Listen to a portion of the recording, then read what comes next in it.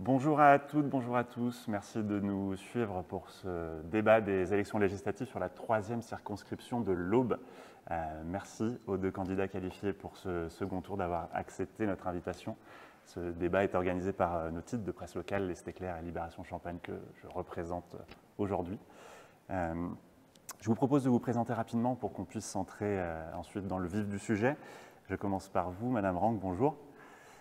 Vous êtes la députée sortante de cette circonscription, vous êtes membre du Rassemblement national, vous avez 36 ans, vous êtes mère de famille, vous avez été députée élue députée pour la première fois en 2022 face à la candidate de la majorité présidentielle. Vous êtes également conseillère régionale du groupe RN à la région Grand Est. Au premier tour, dimanche, vous êtes arrivé en tête de la 3e circonscription pour ce premier tour avec 43% des voix, près de 43% des voix. Et vous êtes opposé dimanche à Olivier Gérardin. Bonjour. Bonjour à vous. Vous êtes le candidat du nouveau Front populaire, l'Union de la gauche. Vous avez 55 ans, vous êtes père de famille. Vous êtes connu dans le département pour être le maire de la Chapelle-Saint-Luc, conseiller départemental du canton et vice-président de Troyes-Champagne Métropole en charge des mobilités. Je rappelle rapidement, pour ceux qui nous regardent, les résultats du premier tour de ces élections. Dimanche dernier, avec les candidats battus, Luc Scherrer est arrivé en 3e position avec près de 16% des voix. C'était le candidat de la majorité présidentielle. Didier Leprince est arrivé 4e. Le candidat de la droite et du centre a recueilli près de 8% des voix. Olivier Richard, divers droite, 5e avec 3%. Nelly Colotouzé, 6e avec 2%. L'écologie au centre, soutenu par l'UDI. Et enfin, M. Andrieux, qui représentait Lutte ouvrière, a recueilli moins de 1% des voix. Voilà, si j'ai pris le temps de rappeler ces résultats du premier tour, c'est aussi parce que ce sont ces électeurs qui formeront la réserve de voix pour ce second tour. Madame Rank, on commence par vous. Pourquoi les électeurs de ces candidats battus se reporteraient dimanche sur vous, sur votre candidature ? Eh bien, tout d'abord, je souhaite remercier déjà dans un premier temps les électeurs qui ont placé leur confiance en ma candidature dimanche dernier, à la hauteur, effectivement, vous l'avez rappelé, de 44%. C'est un résultat qui m'honore et qui m'oblige lors de cette courte campagne d'entre-deux tours. Pendant 2 ans, j'ai été élue députée, j'ai un mandat, également un bilan à défendre, celle d'avoir été une députée donc, de terrain, celle d'avoir été une députée donc, présente à l'Assemblée nationale dans le but de m'opposer à la politique d'Emmanuel Macron auprès de Marine Le Pen. Et aujourd'hui, je porte l'ambition, demain au Parlement, auprès de Jordan Bardella, de proposer une alternance d'un gouvernement de droite, patriote, républicain, pour offrir une visibilité aux Français sur un projet raisonnable, à l'opposition effectivement de ce que propose la gauche, l'extrême gauche, avec la candidature de M. Gérardin. Je vous laisse répondre à ma question et puis peut-être au qualificatif d'extrême gauche, monsieur le maire, monsieur le candidat. J'ai peur que ça soit un peu l'ancienne de ce débat. Malheureusement, je ne suis pas sûr de convaincre Mme Rank, mais je pense qu'elle n'est pas là pour ça. Vous savez, voilà, au premier tour, les électrices et les électeurs que je remercie lorsqu'ils se sont déplacés déjà massivement. Intéressant ce qui s'est passé et il faut le noter. Évidemment, je les remercie encore un tout petit peu plus quand ils ont voté pour ma candidature. Et puis aujourd'hui, ben voilà, je suis face à Madame Rank et 2 projets de société s'affrontent démocratiquement, respectueusement, Madame Rank, mais vous l'avez dit vous-même, dans des termes qui sont extrêmement clairs. Il y a 2 choix de société. Il y a ce que je crains que vous représentiez, et vous allez tenter de le cacher, je vais tenter de démontrer que c'est bien ce à quoi nous devons nous attendre. Une politique qui oppose en permanence, qui crée des tensions dans la société et qui, de fait, lorsqu'elle dit quelque chose, ne dit pas ce qu'elle pense. Et j'ai peur que la vérité soit dans ce que vous ne disiez pas encore aux gens. Et puis de l'autre côté, il y a la candidature que je peux incarner sur le terrain, une candidature qui est une candidature de rassemblement large. Je travaille avec tout le monde depuis très longtemps. J'ai prouvé que je pouvais rassembler sans rien renier de ce que je suis, mais avec le souci de construire des politiques publiques concrètes et d'être sur le terrain, aux côtés des gens et des acteurs. Justement, je me permets de vous relancer sur la première question. Pourquoi les électeurs de droite et de la majorité présidentielle, qui forment la plus grosse réserve de voix, voteraient pour un candidat du Front populaire? J'ai bien peur d'avoir anticipé sur cette insistante question, parce que personne, à part pour des arguties politiques, et c'est d'ailleurs intéressant que vous utilisiez les vieilles recettes, les vieilles ficelles de la politique, vous qui paraissez jeune, et puis nouveau, mais RN c'est nouveau, mais non en fait, c'est pas du tout nouveau, c'est la vieille politique. Vous faites peur aux gens, vous caricaturez l'autre, mais la vérité des prix, c'est que je ne ressemble en rien à quelqu'un d'extrême gauche, et vous n'arriverez pas à faire ça, vous n'arriverez pas à faire croire ça à quiconque m'a déjà croisé, a déjà échangé avec moi, a déjà été confronté au travail que je faisais. Voilà, donc si vous voulez, moi je veux bien que nous discutions virtuellement de quelque chose qui n'existe pas. Mais moi je suis candidat pour rassembler le plus possible pour une société un peu plus ouverte, avec un peu plus d'espérance que ce que vous proposez, qui est une société de l'angoisse et de la peur. Alors, je voulais répondre à ces quelques propos, et on parle d'extrême gauche, et parfois on parle aussi d'extrême droite pour le Rassemblement national, ce que vous combattez aussi. Est-ce que vous êtes un parti d'extrême droite, et est-ce que vous souhaitez répondre à Olivier Gérardin sur ce qu'il vous a présenté? Bien sûr, donc je vais répondre aux propos de M. Gérardin. Je l'ai vu, moi, pendant 2 ans au sein de l'Assemblée nationale, la bordélisation de la NUPES, qui, au sein de ses rangs, effectivement, avait des députés socialistes, comme vous, il me semble.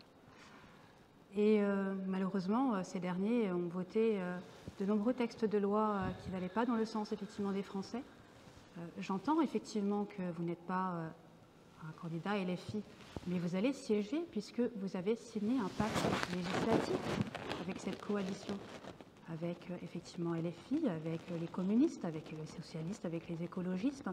Donc le côté un peu individualisé que vous portez sur votre candidature ne se ressentira pas à l'Assemblée nationale. Je l'ai vu pendant 2 ans, je viens de le dire.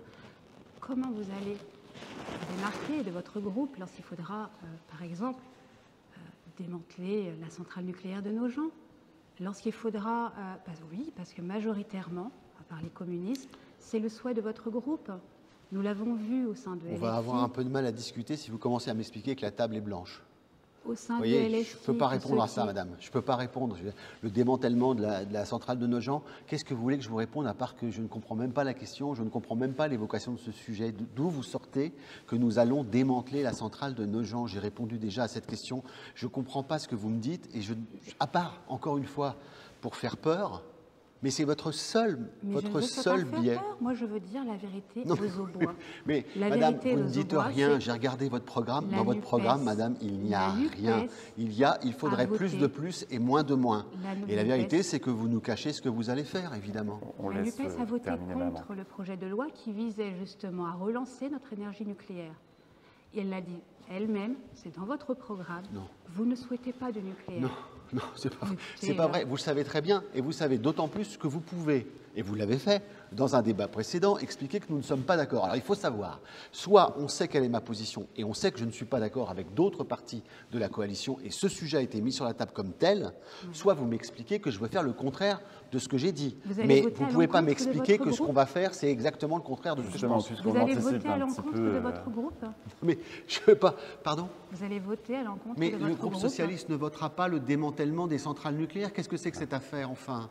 Vous le savez très bien. Donc, encore une fois, vous dites des choses dont vous savez très bien qu'elles sont fausses. Mais c'est un mode de communication et c'est un mode d'expression politique qui est constant chez vous. Vous dites des choses qui n'ont rien à voir avec la réalité et vous espérez qu'il n'y aura pas de preuves apportées et en contradiction à ce que vous dites. L'avantage, c'est que je suis là pour vous apporter la contradiction. Donc écoutez-moi, le Parti socialiste n'est absolument pas contre les centrales nucléaires, d'accord? Et ça a d'ailleurs fait l'objet de la neutralisation de ce sujet dans le programme. À la limite, vous pouvez me reprocher que nous ne sommes pas d'accord sur tout. Vous, ce n'est pas votre cas. Vous levez la main tranquillou sur tout. Non, pardon. Vous n'avez pas levé la main quand il s'est agi de mettre le droit à l'avortement dans la Constitution. Et pourtant, vous aviez la liberté de groupe. Voilà, parce que vous avez un profil, et je vous respecte évidemment, mais vous êtes une dure derrière le sourire. Vous êtes une dure, Madame Branck. Vous n'êtes pas le Rassemblement national, nouveau genre, qui est d'accord avec tout le monde et tout, sauf évidemment les immigrés, etc. Vous êtes une dure. Vous avez voté contre cette inscription dans la Constitution. Et j'aimerais bien savoir pourquoi. Mais je suis favorable à l'IVG. Je suis contre sa constitutionnalisation.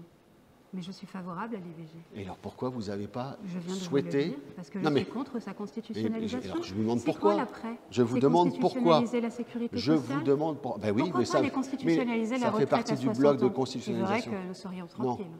Non, c'est un droit imprescriptible de la disposition du corps des femmes. Ça n'a strictement rien à voir avec une mesure femme. technique. Je suis mère, mais oui, mais je sais bien que vous êtes une femme.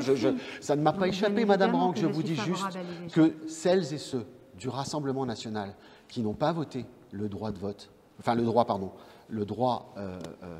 la constitutionnalisation de l'IVG sont dans votre groupe les plus durs du groupe. Et c'est votre cas, Madame. C'est tout, c'est pas grave. C'est parfaitement respectable, mais c'est la vérité.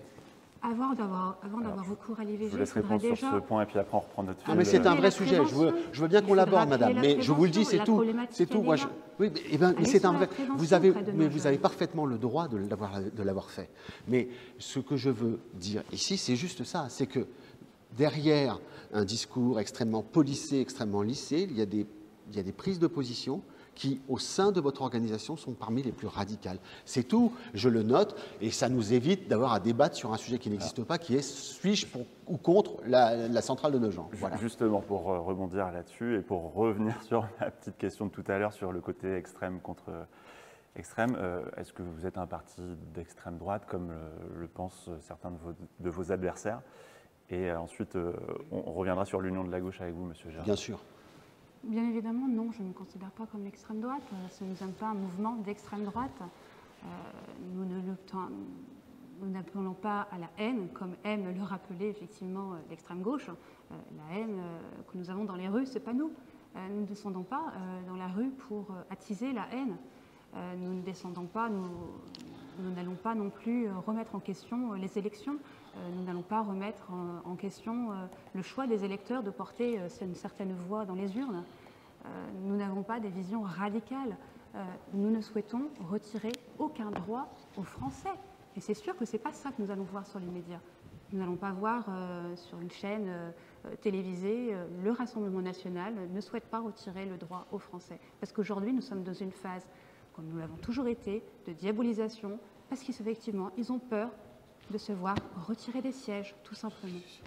Madame, je suis désolé, mais sincèrement, la première personne qui a employé le terme d'extrême ici, c'est pas moi, c'est vous.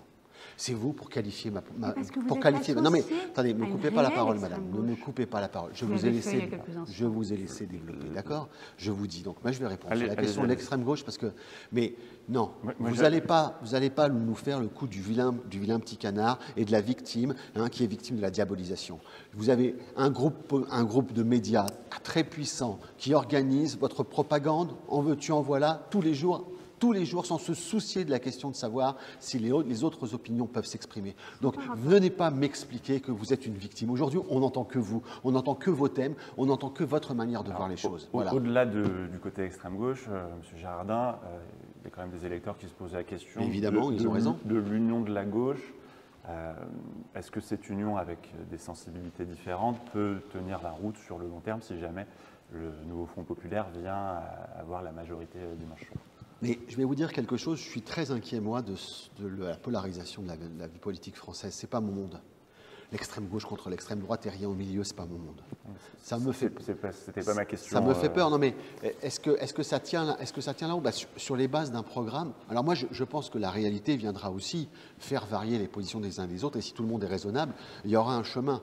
Bon, mais aujourd'hui, à la vérité des prix, c'est que moi, je fais partie d'une culture politique qui s'incarne sur le terrain et qui est dans la modération et la pondération. Je vous renvoie, j'écris peu sur les réseaux sociaux, mais je vous renvoie à tout ce que je dis depuis des années et des années pour avoir la garantie que, 1, je tiens à ma liberté d'expression et je tiens à prendre les positions qui sont les miennes et qui sont issues de mon regard sur le terrain. Et 2, je ne crois pas à un monde bipolarisé autour de votre conception du monde et de celle qui serait celle de l'extrême gauche. Je crois profondément que la République a besoin du rassemblement des républicains raisonnables et responsables. Je crois par ailleurs que dans les mesures que nous allons prendre, si nous arrivons en responsabilité, alors il y a des mesures fortes de changement et d'orientation politique différentes de celles des uns ou des autres. Mais on n'en est pas là. Mon sujet aujourd'hui, c'est de rassembler et d'empêcher que vous soyez réélus en rassemblant l'ensemble des personnes républicains sincères qui peuvent se retrouver sur des bases modérées et raisonnables que je porte, moi, en tant qu'élu depuis 16 ans. Alors Voilà. pourquoi vous êtes associé, M. Jean-Luc Mélenchon, avec la LFI au sein de cette coalition? Pourquoi ne pas avoir porté une candidature sous votre propre étiquette? Mais... Quel sera votre Premier ministre? Non, ben moi j'en ai un, mais pour l'instant, il n'est pas encore, décidé à dire oui. Moi, j'ai un profil idéal de Premier ministre. Je vous le donne. Vous le voulez? Je l'ai. Il s'appelle Laurent Berger. Je pense qu'il nous faut quelqu'un comme ça. Il nous faut quelqu'un de sérieux, de compétent, qui connaît le monde du travail et de l'économie, et qui, par ailleurs, a quelques convictions sérieuses sur la manière de réorienter la politique dans ce pays et de le faire de manière honnête et sincère. Et qui voilà. élira? Mais, mais vous inquiétez pas. Si nous étions dans cette situation-là, madame, si nous étions dans cette situation-là, il y aurait largement une majorité pour élire un gouvernement dirigé par Laurent Berger. Donc je n'ai aucun doute sur le sujet. Vous savez, pour changer un petit peu le sujet, voilà, je vous laisse terminer si vous voulez, mais j'ai deux petites questions qui fâchent gentiment pour tous les deux. Madame Ranc, vous avez été critiquée par certains maires, notamment de droite du département, et aussi par un responsable du MEDEF, ça a été repris là en début de semaine, sur une certaine absence, en tout cas un manque de poids politique dans la circonscription. Qu'est-ce que vous répondez à ça? Je réponds que pendant ces 2 ans, j'ai été une députée de terrain. Ça se manifeste par plus de 400 déplacements, que ce soit dans les manifestations, qu'elles soient sportives, qu'elles soient culturelles, qu'elles soient institutionnelles. J'ai participé aux assemblées générales. Je sais à qui vous faites référence. Il s'agit de monsieur de l'entreprise L'Arbaletier. Je me suis rendue 4 fois dans cette entreprise, 4 fois. Je me suis rendue à toutes les assemblées générales du MEDEF. J'ai porté les revendications, lorsqu'on a été sollicité pour faire porter les revendications auprès du ministère. Je les ai portées via des amendements, dans le cadre du projet de loi des finances, je les ai portées en question écrite. Ce sont des éléments qu'on peut encore retrouver sur mon profil de l'Assemblée nationale, avec effectivement le travail parlementaire que j'ai réalisé par rapport aux revendications qui ont été portées par le territoire. Moi, ce que j'entends dans ces critiques, c'est tout simplement le souhait de ne pas vouloir me voir à nouveau réélu. Donc, on ne sait pas sans savoir qu'effectivement, en 2022, tout le monde appelait effectivement à voter contre moi. Ça n'a pas changé. Et est-ce qu'au sein du groupe politique du Rassemblement national à l'Assemblée, est-ce que vous avez une certaine marge de manœuvre pour voter en fonction de vos convictions et ne pas suivre les directives de Marine Le Pen, qui est l'actuelle présidente du groupe? Alors, on se réunit chaque semaine, effectivement, pour une réunion de groupe qui nous permet justement, pendant 1h30, de faire remonter toutes les revendications de notre terrain, ce qui nous permet également de constituer des groupes de travail auprès de ces revendications qui sont portées dans plusieurs départements et ainsi d'enrichir également nos réflexions. Ce qui nous permet également d'adapter les positions de vote avec la majorité, qui est toujours en fonction des députés, et non pas de Madame Marine Le Pen. Ensuite, au sein de l'hémicycle, effectivement, il arrive de voter différemment. Moi-même, je ne vote pas en totalité. Je ne suis pas la plus loyale des députés au sein de notre groupe parlementaire. Monsieur Gérardin, vous êtes maire de la Chapelle-Saint-Luc, conseiller départemental. C'est-à-dire qu'il y a des gens qui ont voté pour vous à des élections locales.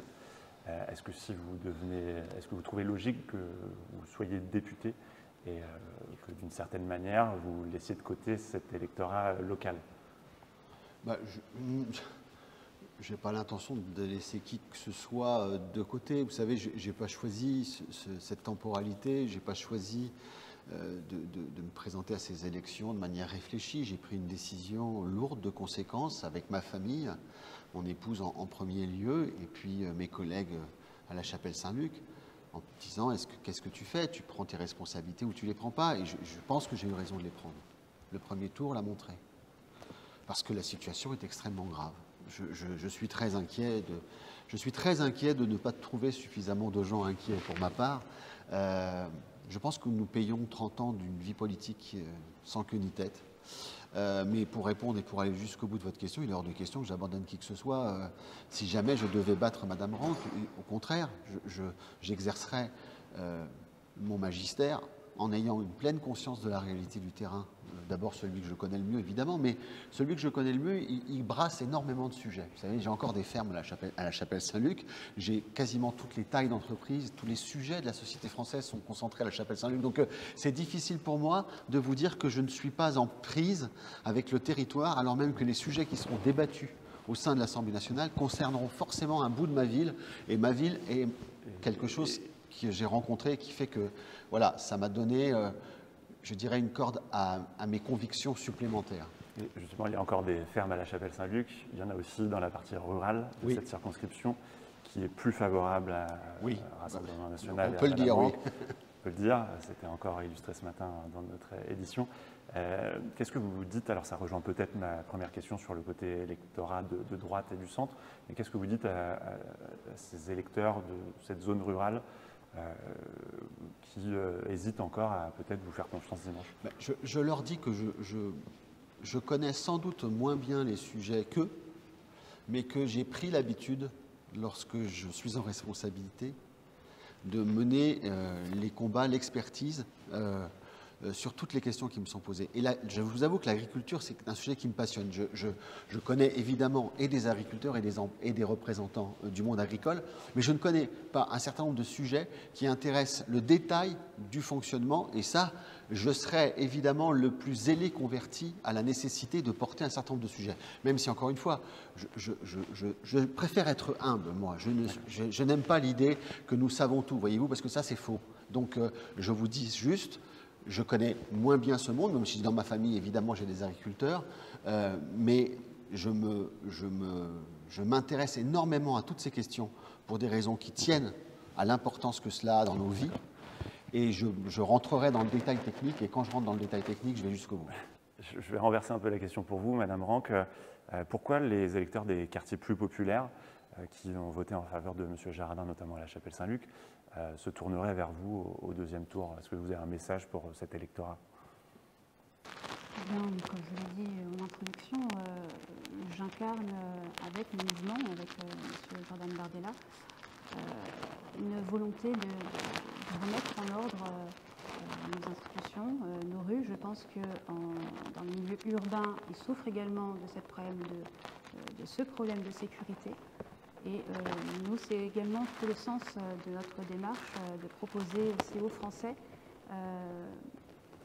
de répondre à nouveau à leurs besoins fondamentaux, qui le fait de se sentir en sécurité en est un. Donc, ce que je veux dire effectivement aux électeurs urbains, nous aussi, nous avons des solutions.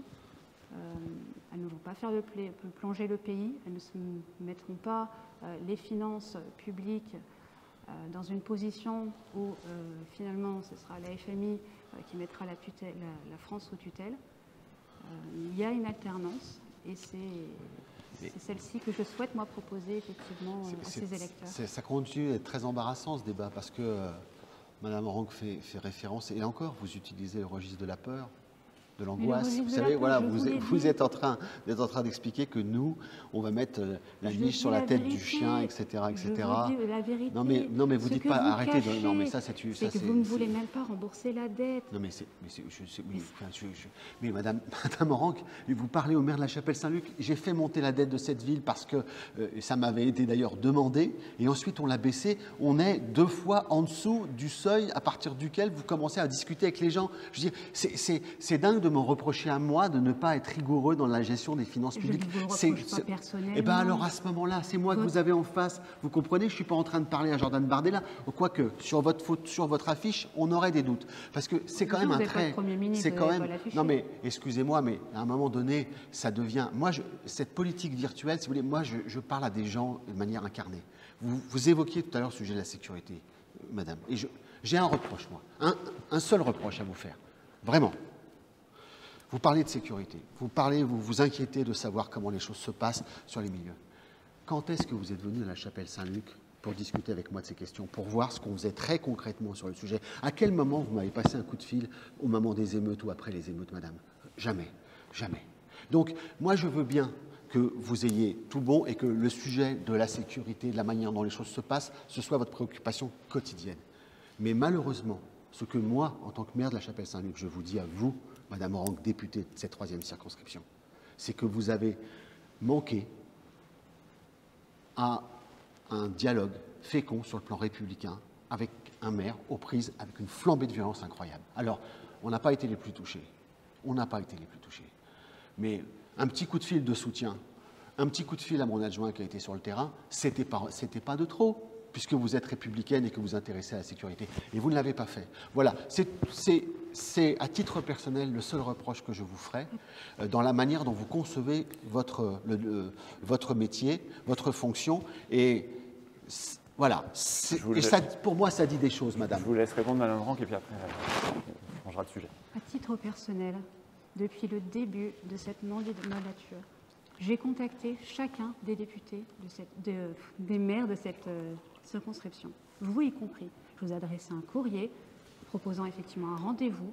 Vous n'avez jamais invité non plus sur vos manifestations. Vous savez très bien que vous êtes venu le 14 juillet me voir, donc c'est pas le problème. Sur les officiels, parce que c'est une obligation lorsqu'on invite effectivement tous les institutionnels. Allez, et pas non plus. Madame, est-ce que je vous ai maltraité, madame? Est-ce que je vous ai maltraité quand vous êtes venu à la chapelle Saint-Luc au 14 juillet? Dites-le, dites-le. Voilà, bon alors. Mais je ne vous faites pas la victime. Je ne suis pas une victime. Comment vous voulez, effectivement, ni indigné, ni victime, ni un victime indigné. Le minimum de vous contacter pendant ces moments-là, alors que vous, jamais, vous ne m'avez invité.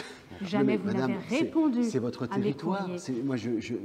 Madame, c'est votre territoire. Vous ne l'avez pas fait. Je vous rassure, à la chapelle Saint-Luc, j'y suis allée quand même. Non, mais j'espère bien que vous y êtes venu. Je vous dis juste que vous me parlez de sécurité, vous me parlez d'appréhension des questions de sécurité, et vous n'avez jamais contacté le maire de la chapelle Saint-Luc pour savoir ce que je faisais. Nécessaire au sein de l'Assemblée. Mais non, mais peut-être. Mais vous voyez bien que la question de votre connexion au monde réel est quand même un vrai sujet, madame. C'est juste ça que je dis. Voilà, c'est tout.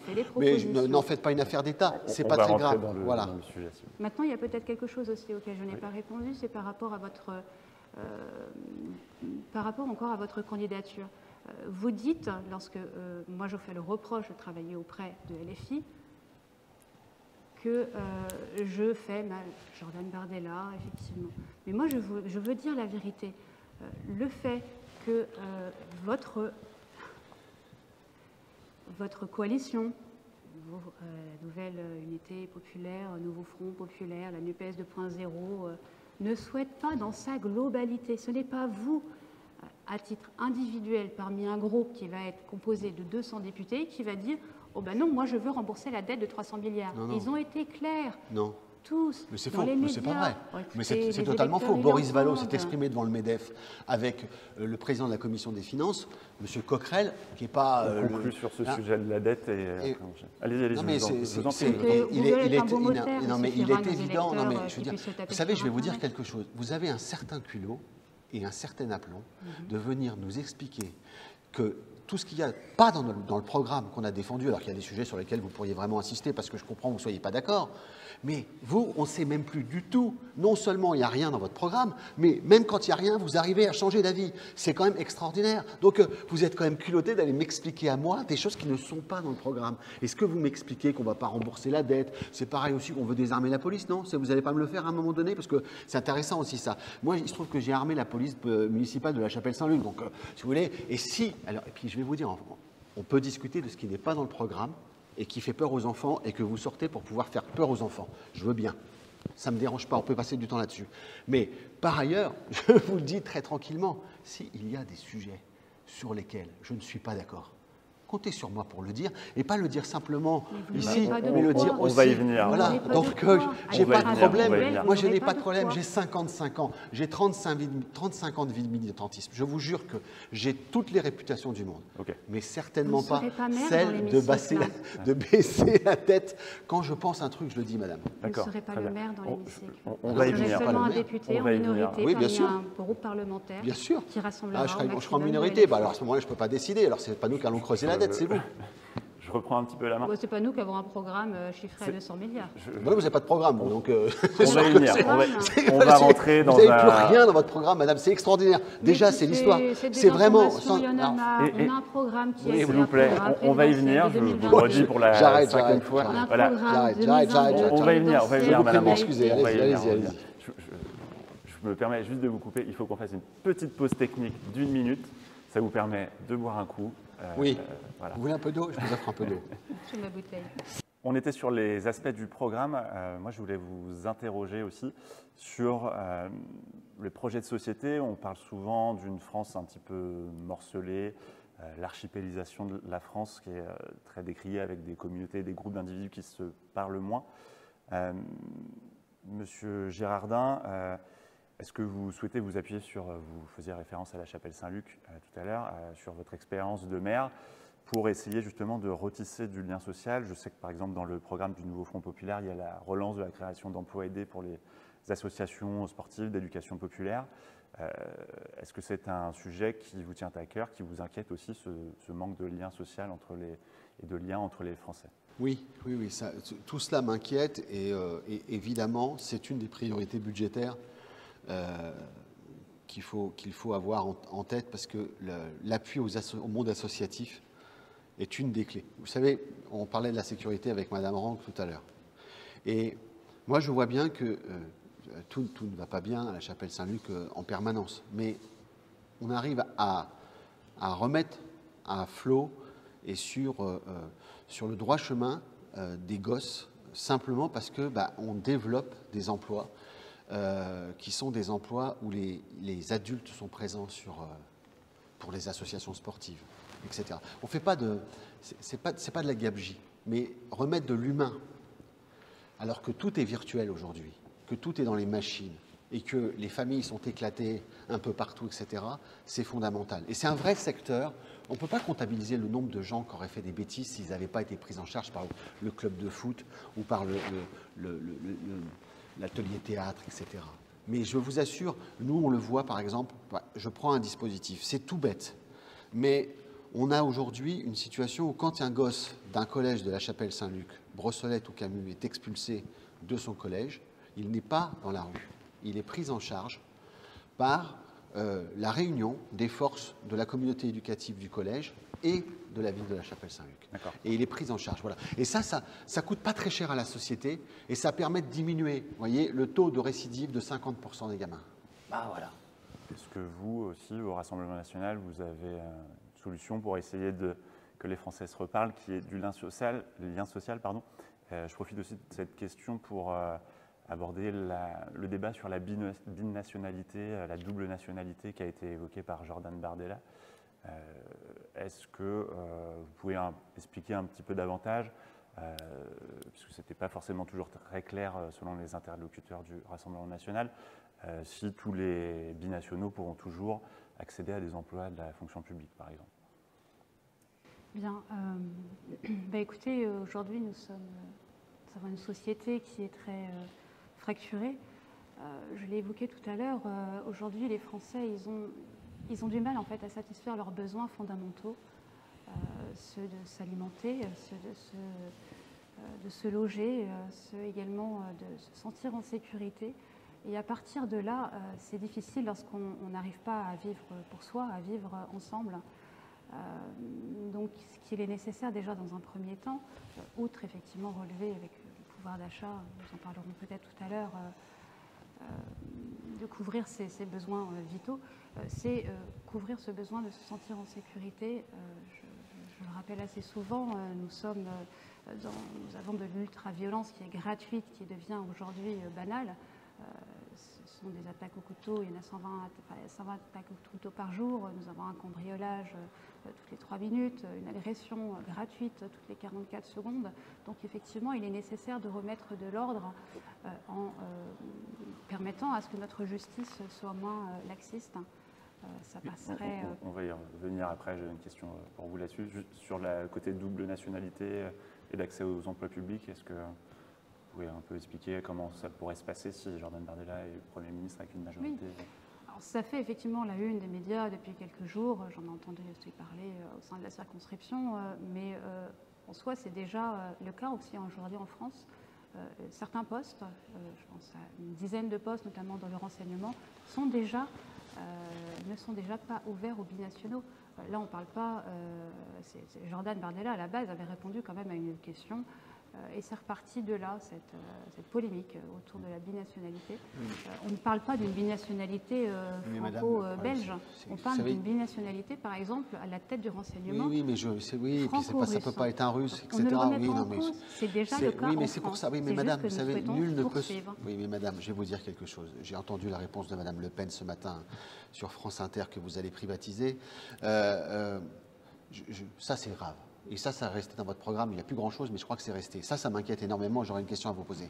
Mais je vous laisse y réfléchir éventuellement. Mais nul ne peut se prévaloir de ses propres turpitudes. C'est-à-dire que vous créez les conditions qu'on vous pose ces questions et que quand vous dites vous allez supprimer les postes de la fonction publique sur la binationalité, eh ben forcément, tout le monde se dit mais qu'est-ce qu'ils ont encore inventé contre une partie de la population française. Et moi, ça me stresse, en fait, et c'est vrai que je vis très mal cette séquence et cette période, parce que j'ai extrêmement peur que vous arriviez en responsabilité, parce que je ne crois pas que vous soyez prêts, les uns et les autres, je ne crois pas. Que vous allez trouver une situation que vous n'allez pas maîtriser, et que par ailleurs, vous avez déclenché une façon de vivre dans ce pays, vous allez déclencher une façon de vivre dans ce pays qui est aux antipodes de ce qu'il faut faire. Vous savez, moi je vais vous dire, je reproche énormément aux politiques, de tous bords, madame, de tous bords, de politiser, de polémiquer sur tout le temps. Nos compatriotes ont des soucis et on doit les régler. Et je vais vous dire un truc, c'est pas simple. Moins simple que dans votre petit document en 3 parties, très bien écrite, mais avec rien dedans. C'est beaucoup moins simple que ça. Et moi, mon problème, c'est les réponses toutes faites de manière agressive en direction des autres. Mais vous voyez, c'est ma culture à moi aujourd'hui. Peut-être qu'il y a 17 ans, je ne vous aurais pas dit ça. À 17 ans, j'étais sans doute différent. Mais après avoir travaillé avec tout le monde, vécu au milieu de tout le monde, et essayé de trouver des solutions concrètes, ça, je peux vous dire que c'est ma conviction profonde aujourd'hui. Notre système politique est fou et vous en êtes les principaux artisans. Madame Ranck répondre. Sur le côté, est-ce que vous êtes prêt à gouverner, comme en doute M. Girardin? Nous avons à la base un programme présidentiel qui a été présenté en 2022 lorsque Marine Le Pen s'est présentée à la présidence. Et c'est sur ce programme-là que nous avons basé effectivement en 2 temps, celui qui sont portés, le programme qui est porté avec les mesures d'urgence qui seraient votées au cours de l'été. Peut-être ce petit programme, effectivement, que vous avez lu, qui constitue à peine quelques pages, puisque effectivement un programme pour 3 mois ne va pas s'étendre sur 10 livrets thématiques comme nous avons fait effectivement en 2022. Il est comme ce programme, donc basé sur 3 mois, dans un premier temps, est tiré effectivement de notre programme présidentiel, qui encore une fois est sur 10 livrets thématiques.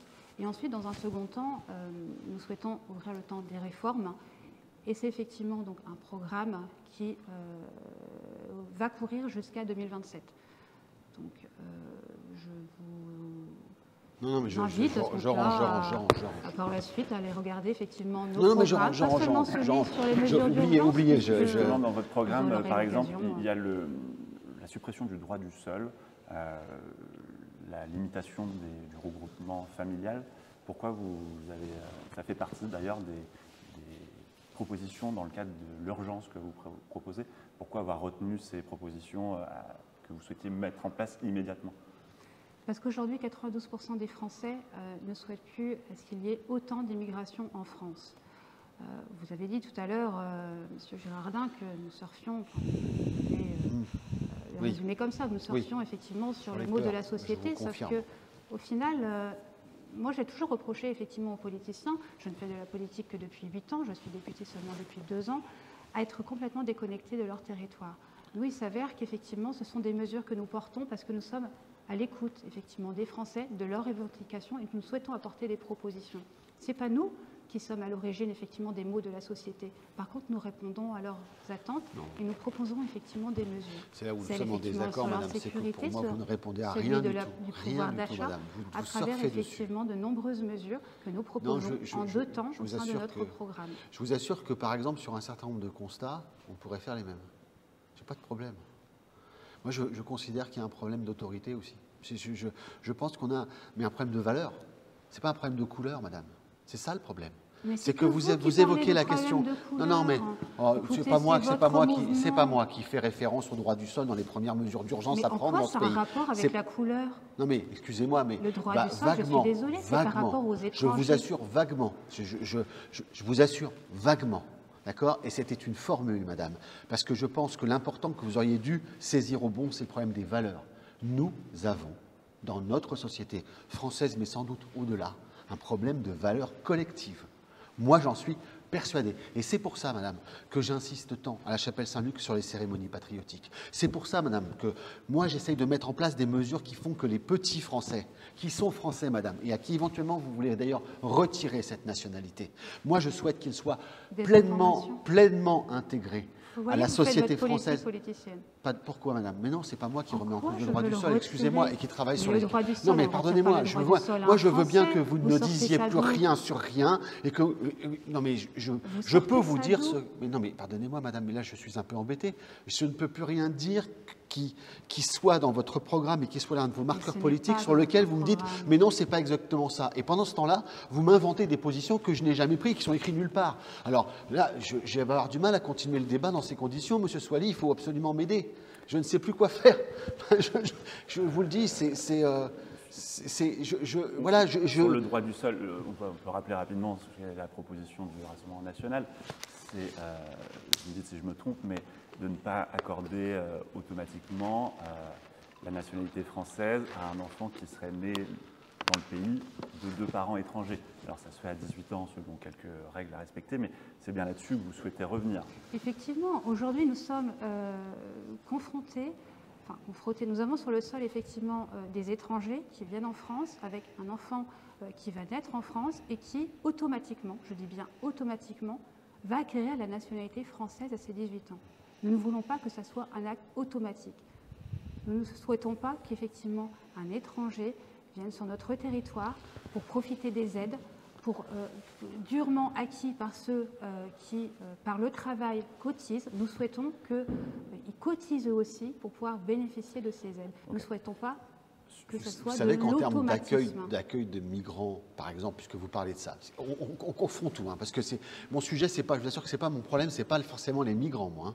Mon sujet, c'est vraiment ce que je vous décris, c'est-à-dire une perte de valeur collective qui fait qu'il y a des mômes, des familles, et puis quasiment tous les individus que je croise, y compris moi-même, qui ont un problème aujourd'hui à se comporter toujours correctement parce qu'on a développé un ego surdimensionné et ça pose question pour notre société. Mais c'est un problème qu'on n'attrape pas avec des mesures qui sont par ailleurs des mesures qui n'ont rien à voir avec le sujet. C'est ça que je vous dis. Je vous dis, moi, que les petits Français qui ne sont pas encore Français, qui le seront à 18 ans et qui participent à la vie citoyenne de ce pays et en l'occurrence de ma commune, mais j'en veux des centaines des comme ça, et pourtant ils ne sont pas du même monde que nous, etc. Mais quand ils s'impliquent comme ça, quand ils sont aux côtés des anciens combattants, main dans la main pour aller saluer ceux qui sont morts pour la France, mais madame, ça devrait être notre fierté.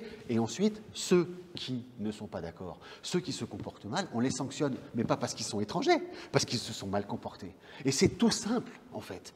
Et c'est ça que je voudrais, moi, vous dire, c'est que vous ne posez pas les bons diagnostics à partir d'une situation confuse auquel on est tous confrontés. cette perte de valeur collective. Mais vous ne savez pas dire quel est le diagnostic qu'il faut établir. Et du coup, vous sortez des choses qui font peur aux enfants, etc. Et vous allez nous emmener dans un mur où vous allez vous tromper parce que vous nous trompez. C'est ça qui m'inquiète. Là, pour l'instant, j'ai l'impression que c'est plutôt les électeurs que vous souhaitez tromper. Bientôt, je Pourquoi? pense que vous Mais allez pourquoi? nous Mais en annoncer, quoi je les trompé les vous allez nous électeurs, annoncer madame? Moi, que ça nous fait souhaitons- 17 ans que moi, les électeurs, ils peuvent vérifier ce que j'ai fait de bien et de mal, madame. De bien et de mal, parce que j'ai sans doute fait des bêtises. Et puis après, on passe Tout à à l'heure, ça. vous allez nous annoncer que nous souhaitons couper toute l'immigration. Non, mais C'est ça. écoutez, j'essaye de discerner dans votre programme ce qui reste Mais vous l'avez des même pas lu, fondamentaux. notre programme. Non, mais Attendez, je vous vous l'avez assure. résumé Bon, à écoutez, l'espace de 3 j'arrête.